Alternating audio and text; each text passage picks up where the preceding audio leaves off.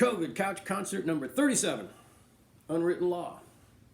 Hey, so this week, the song is inspired by my continued reading about the Old West and mining.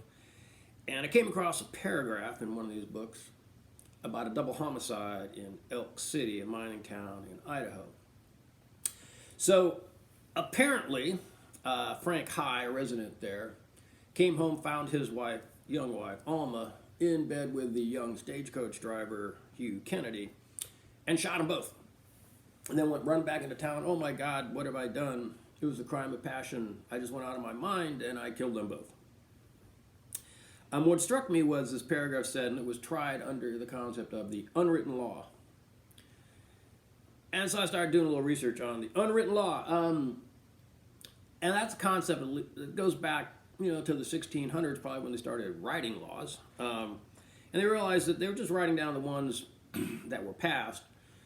But there was still a whole bunch of customs and just ways things have been done that you couldn't really find a man guilty for just doing stuff the way things have been done. And one of the most prevalent unwritten laws and ways things have been done through the ages, I think, has been the concept that if you come home, a man comes home and finds his wife in bed with another man, you just kind of have a license to kill them both. And maybe because most of the judges and juries up until recently have been men, everyone just decided that was a good idea. You should be able to do this. Now, I also checked the Idaho historical record a little bit, and it seems like the facts of the case weren't so cut and dried. Now, Frank was having problems. He had done some real estate speculation in Elk City, went long on vacant land, just about the time mining dried up. He had sold his saloon, he had borrowed a bunch of money at high interest rates, and the stage line that he owned was bleeding cash. As a matter of fact, it's reported that he owed Hugh, the young stagecoach driver, about $100 in back wages that Hugh wanted to collect that night. Frank's wife, Alma, was found in bed, shot in her camisole, but her dress was nowhere to be found. Actually, later they found some remnants of it in a burn pile elsewhere in town. So the speculation is that she was actually shot with her clothes on, but not wanting to have anybody find the bullet hole in the dress, it was taken off and burned. Now, Hugh was found in the room shot, but he still had his muddy boots on and still had his pants on.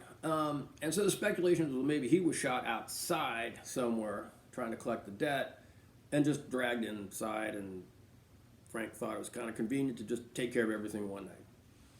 In any event, this was tried under the unwritten law, and this is the song that I write about it.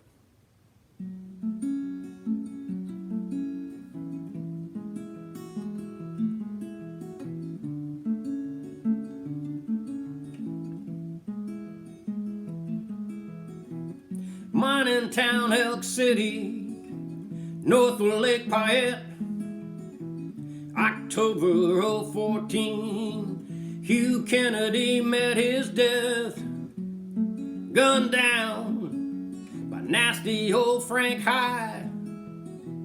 Frank's young wife, Alma, also shot that night. He caught Alma with her lover, stage driver Hugh, husband in a fit of rage. 'Twas what he had to do.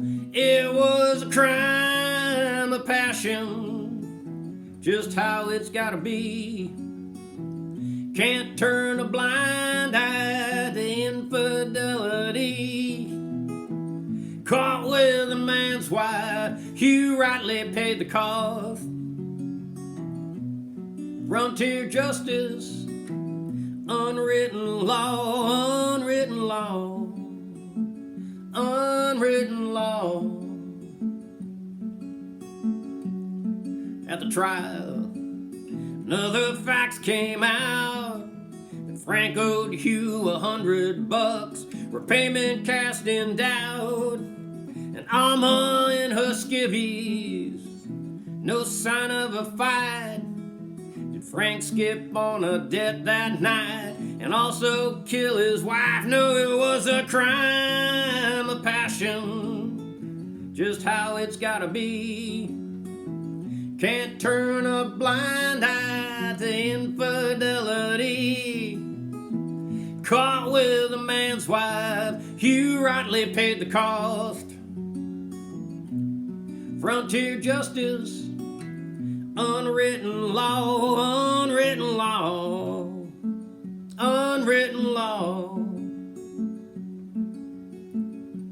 Frank found guilty, 10 years to life, but pardoned after 2. He just went crazy that night. It was a crime of passion, just how it's gotta be. Can't turn a blind eye to infidelity. He was caught with a man's wife. You rightly paid the cost. Frontier justice, unwritten law, unwritten law, unwritten law.